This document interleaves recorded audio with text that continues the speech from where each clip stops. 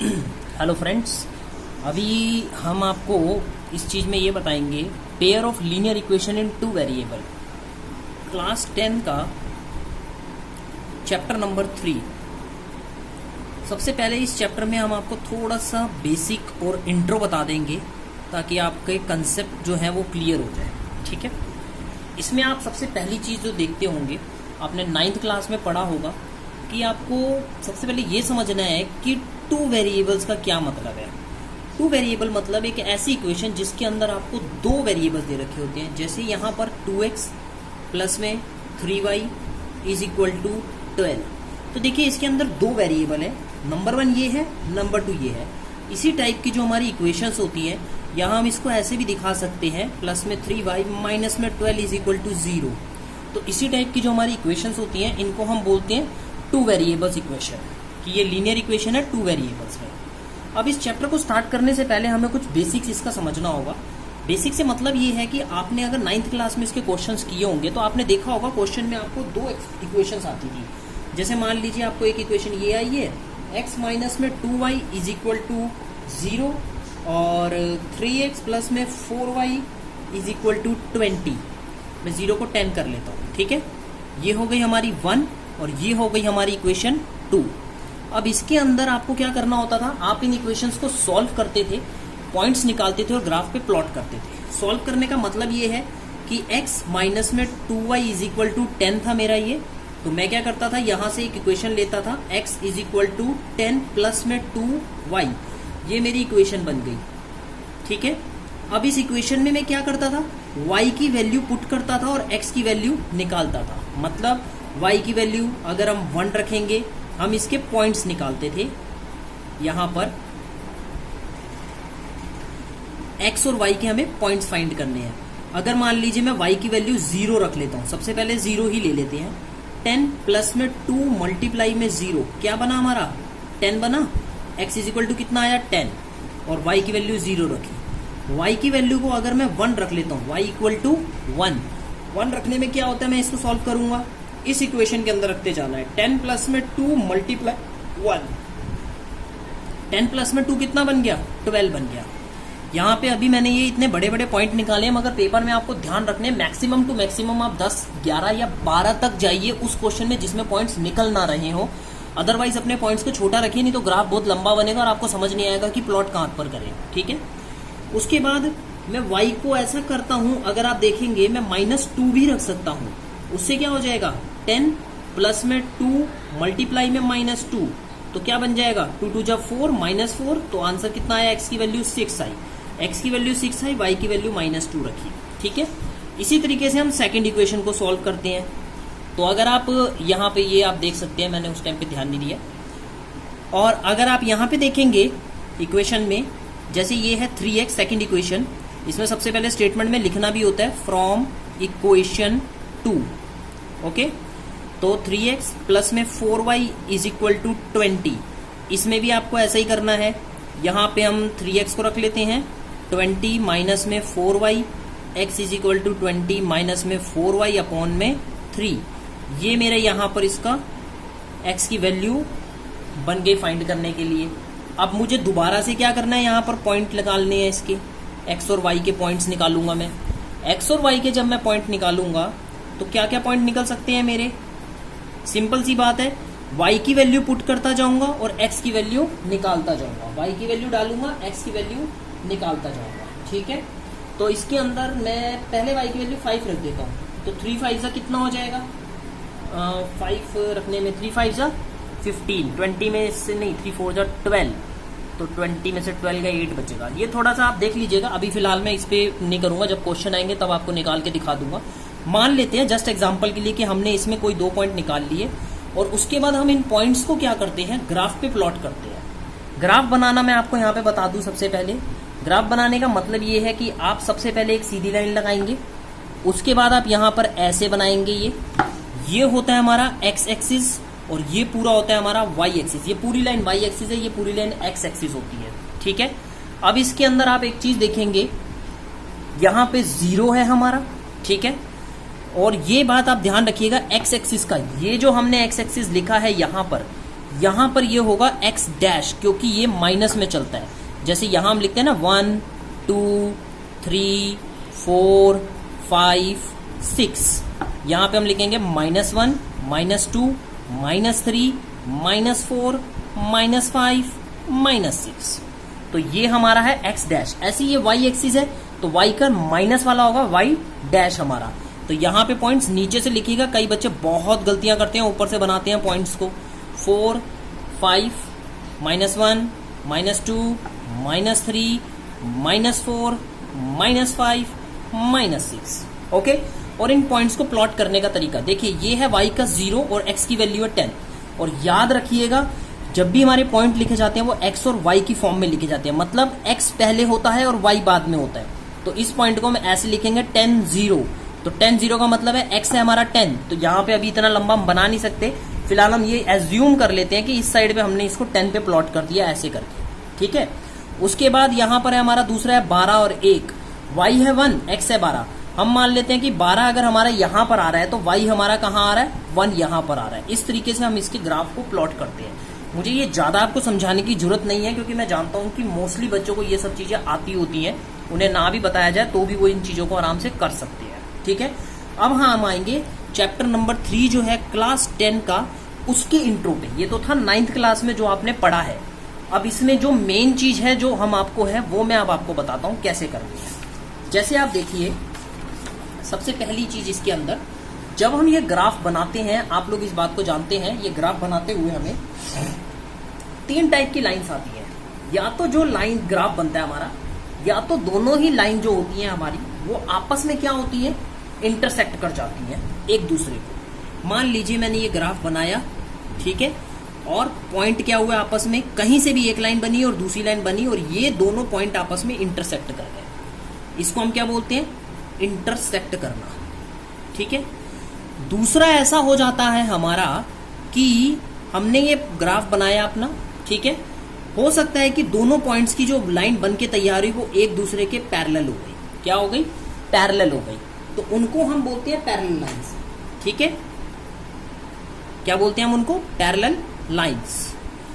ऐसा भी हो जाता है थर्ड कंडीशन में कि हमने ग्राफ बनाया और दोनों ही इक्वेशन हमारी ऐसी आई कि हमारी सिंगल लाइन बनी, मतलब सारे ही पॉइंट एक ही लाइन पर हमारे आ गए, ठीक है। Clear point. इसको हम क्या बोलते हैं, को इंसिडेंट बोलते हैं, कि दो लाइन जो है वो को इंसिडेंट है, ठीक है। क्या बोलेंगे, को इंसिडेंट, कि दोनों पॉइंट हमारे को इंसिडेंट होते हैं, ओके। तो ये तो थी हमारी ग्राफ की जो हम 9th क्लास तक करके आ रहे थे, हमने ये सीखा हुआ था। अब इसके अंदर की ग्राफ में आपने ये जो आप ये वाला चैप्टर करेंगे, इसमें क्या क्या चीजें अलग हैं, क्या क्या नहीं है। अब हम देखेंगे इसके अंदर कि ग्राफिकल रिप्रेजेंटेशन, अलजेब्रिक इंटरप्रिटेशन, इनका किस तरीके से किया जाता है, ओके। यहाँ पे सबसे पहली चीज आप लोगों को ये समझने वाली है जो आपके लिए इंपॉर्टेंट है, वो ये है, जैसे मान लीजिए आपको कोई इक्वेशन दे रखी है, मैं इस इक्वेशन को ऐसे कर लेता हूँ, जैसे ये ले लिया 2x प्लस में y is equal to 160, 4x plus में 2y इज इक्वल टू 300, ठीक है, ओके। मैंने इसको ऐसे ले लिया। अब इस इक्वेशन के अंदर आपको एक चीज देखने की जो है, हम यहाँ पर अभी जो कंडीशंस हमारे को चाहिए होंगी, हम इसको देखते हैं। ये जो फर्स्ट वैल्यू होती है हम इसको बोलते हैं A1, सेकंड वैल्यू को बोलेंगे A2, मतलब नीचे वाली। ये है हमारा B1, ये है हमारा B2, और ये जो होता है ये हमारा C1 और C2 होता है। सॉल्व करने के लिए, इनकी वैल्यूज को करेक्ट निकालने के लिए हम क्या करते हैं, सबसे पहले इसको एक सही फॉर्म में लेकर आते हैं। y माइनस में 160 इक्वल टू 0, 4x माइनस में 2y माइनस में 300 इज इक्वल टू 0। मतलब ये है कि हम इसको इस फॉर्म में लेके आएंगे, a1x प्लस में b1y प्लस में c इज इक्वल टू 0। ये इक्वेशन बननी चाहिए हमारी, ठीक है। यहाँ पे अब a1 की वैल्यू क्या है, 2, b1y लिखा हुआ है, इसका मतलब 1, c1 हमारा क्या आया यहाँ पे, माइनस 160, ओके। ये कितना आया हमारा 4, a2, b2 कितना आया हमारा 2, और c2 हमारा कितना आया है माइनस 300, ओके। क्लियर। अब इसके अंदर आपको ये देखना है कि आपका ये किस तरीके से आपने इसको करना है। कंडीशंस आपको याद होनी चाहिए, अगर कंडीशंस याद नहीं होंगी तो आप लोगों को प्रॉब्लम हो जाएगी। मेन ये सारी चीजें मैंने आपको कंडीशन समझाने के लिए ही करी हैं, ठीक है। तो अब हम आते हैं आपकी कंडीशंस की। कंडीशंस आपकी ये होती हैं कि एक टेबल है जिसमें आपको आपकी बुक में भी आपको मिल जाएगा, अगर आप उसमें देखेंगे कि अगर मान लीजिए ग्राफिकल रिप्रेजेंटेशन किस तरीके से होगा और अलजेब्रिकल रिप्रेजेंटेशन किस तरीके से होगा। मतलब ये है कि मान लीजिए मैं आपको ये इक्वेशन दे देता हूँ और मैं आपसे कहता हूँ कि यार बिना ग्राफ बनाए मुझे ये बताओ कि ये लाइन पैरेलल होगी या फिर इसकी इक्वेशन जो बनेंगी वो कोइंसिडेंट बनेंगी या फिर इंटरसेक्ट करेंगी एक दूसरे के। जैसे मैंने यहाँ बताया था आपको कि ये इंटरसेक्ट करेंगी, ये पैरेलल होंगी या कोइंसिडेंट होंगी। तो आप कैसे बताएंगे? तो उसको बताने के लिए ही ये फार्मूला है जो मैंने आपको यहाँ पर अभी ये A1, A2, B1, B2, C1, C2 पूरा समझाया है, ठीक है। इसको मैं यहाँ पर लिखूंगा ताकि आपको समझ में आए। अगर मान लीजिए ऐसा होता है कि आपने ये कंडीशंस को नोट किया और नोट करने के बाद आपको ये पता लगता है कि A1, ठीक है, अपॉन में A2 is not equal to B1 upon में B2। मतलब हमारा A1 और A2 B1 B2 के इक्वल नहीं आया। मतलब इन दोनों को मैंने उठाया, यहाँ पे तो ये इक्वल है, 2 1 जा 2, 2 2 जा 4, 1/2 1/2 इक्वल आ गया, ठीक है। बट जहां इक्वल नहीं है हम वहां पे सीधा सीधा बोल देंगे कि इंटरसेक्टिंग लाइंस बनेगी। क्या बनेंगी हमारी? Intersecting lines. कि ये जो लाइंस है हमारी वो एक दूसरे को क्या करती हैं? इंटरसेक्ट करती है। इसको हम बोलते हैं ग्राफिकल रिप्रेजेंटेशन। कि भैया ग्राफिकल रिप्रेजेंटेशन होता क्या है अगर हमसे कोई पूछे, ठीक है। ग्राफिकल रिप्रेजेंटेशन तो हमने बोल दिया कि भैया इसी कंडीशन को देख के कि ये तो जो इसका जो भी ग्राफ बनेगा वो लाइंस आपस में एक दूसरे को क्या करेंगी? इंटरसेक्ट करेंगी। अब हमसे कोई पूछे कि यार एल्जेब्रिकली इंटरप्रिटेशन में आप क्या बोलेंगे? एल्जेब्रिक इंटरप्रिटेशन लिख देते हैं हम इसको, इंटरप्रिटेशन। एल्जेब्रिकली आप इसको क्या लिखेंगे? एल्जेब्रिकली हम इसको बोलेंगे exactly one solution. Exactly one solution. Exactly one solution को हम एक और लैंग्वेज में यूनिक सॉल्यूशन भी कहते हैं कि मतलब एक अलग टाइप का सॉल्यूशन ही निकलेगा, ठीक है। एग्जैक्टली वन सॉल्यूशन का मतलब क्या है? लाइंस आपस में इंटरसेक्ट कर गई हैं। अगर लाइंस इंटरसेक्ट कर गई हैं तो पक्की बात है एक एक्स की वैल्यू और एक वाई की वैल्यू ही निकलेगी। जैसे अगर मान लीजिए ये ग्राफ बना हुआ है हमारा, तो यहां से हमारी एक वाई की वैल्यू निकलेगी और एक एक्स की वैल्यू निकलेगी। तो इसको हम इसीलिए बोलते हैं कि इसका सॉल्यूशन एक ही निकलेगा, इसके अलावा और कोई सॉल्यूशन नहीं निकल सकता। सेकंड कंडीशन हमारी क्या बोलती है? अगर हमारा A1 A2, ठीक है, इक्वल हो जाता है B1 B2 के और ये इक्वल हो जाता है C1 C2 के, तो हम बोलते हैं coincident lines. Coincident lines, coincident lines. Coincident lines का मतलब क्या है? जो हमारा ग्राफ बनेगा, जो भी हमारा यहाँ पे ग्राफ बन के तैयार होगा उसकी सिर्फ एक सीधी लाइन बनेगी, इसके अलावा नहीं बनेगी। जिसको हम एल्जेब्रिक फॉर्म में क्या बोल देते हैं? Infinity many solution. Infinity many solutions. क्यों बोलते हैं हम इन्फिनिटी मैनी सॉल्यूशंस? इसका मतलब ये है ना यार, ये देखो ग्राफ की सिर्फ एक ही लाइन बन रही है, दोनों ही पॉइंट्स प्लॉट की और एक सीधी लाइन बन रही है। मतलब इसके बहुत सारे सॉल्यूशन निकल सकते हैं, बहुत सारे। जहां तक ये लाइन बढ़ सकती है हमारी एंड तक, वहां तक इसके सॉल्यूशंस हमारे निकल सकते हैं, ठीक है। उसके बाद हम आते हैं यहां पर A1 अपॉन में A2 और सेकंड B1 अपॉन में B2 के इक्वल हो गया, बट C1 अपॉन में C2 इसके इक्वल नहीं हुआ, तो हम इसको बोलते हैं पैरेलल लाइंस। क्या बोलेंगे हम इसको? PARALLEL, parallel lines. मतलब जो हमारा ग्राफ बन के तैयार होगा ऐसी किसी इक्वेशन का, वो लाइंस कैसी बनेंगी? पैरेलल्स बनेंगी। और एल्जेब्रिक फॉर्म में हम उसको क्या बोलेंगे? No solution. एल्जेब्रिक फॉर्म में क्या होगा हमारा? No solution. पॉइंट क्लियर आपको? ठीक है। तो मुझे लगता है अगर आपको ये चीज समझ में आ जाएगी तो आप 3.2 तक बड़े आराम से क्वेश्चन को कर सकते हो, बिना किसी प्रॉब्लम के, बिना किसी दिक्कत के। आपका ये क्वेश्चन जो होंगे बड़े आराम से सॉल्व हो जाएंगे, ठीक है। पॉइंट क्लियर हुआ आपको या नहीं क्लियर हुआ? अब एक चीज है आपकी इसके अंदर, आपसे पूछा जा सकता है कि कंसिस्टेंट और इनकंसिस्टेंट क्या चीज है। मतलब वो बोल सकता है कि कंसिस्टेंट कंसिस्टेंट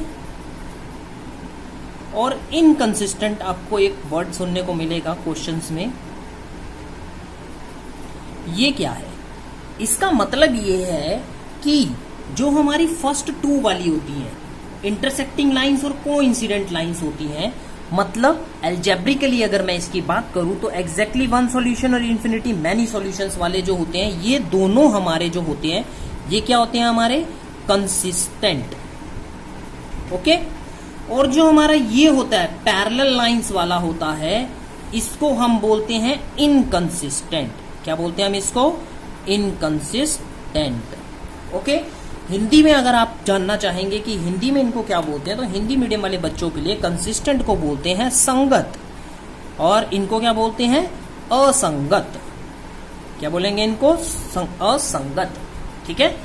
तो इससे आप लोगों को भी पॉइंट क्लियर हो जाएगा। इंटरसेक्टिंग लाइन को आप जानते ही होंगे, प्रतिच्छेदी रेखाएं बोलते हैं।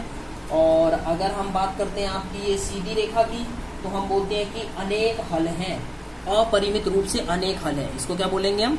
अपरिमित रूप से अनेक हल हैं। तो इसके अंदर आप यहाँ हिंदी में अगर लिखना भी चाहें तो आप देख सकते हैं, अपरिमित रूप से अनेक हल हैं। रूप से अनेक हल हैं। और इसको पैरेलल लाइंस को आप जानते ही हैं, क्या बोलते हैं? क्या बोलते हैं इनको पैरेलल लाइंस को हम लोग? बताइए। समांतर रेखाएं। समांतर रेखाएं, इनको क्या बोलेंगे हम? समांतर रेखाएं। नो सॉल्यूशन को हम बोलते हैं कोई हल नहीं है। कोई हल नहीं है। ठीक है। तो ये चीजें आपको सारी क्लियर हो गई। अगर आपको ये बेसिक चीजें समझ में आ जाएंगी तो आप इस चैप्टर को बड़े आराम से कर सकते हो। यही 3 चीजें हैं जो कि फर्स्ट 2 एक्सरसाइज में आपको चाहिए होंगी, इसके अलावा कुछ भी नहीं चाहिए। ओके। तो आप इस चीज को अच्छे से समझ लीजिए। कोई डाउट लगे तो हमें कमेंट्स में बताइएगा। ठीक है। Thank you very much.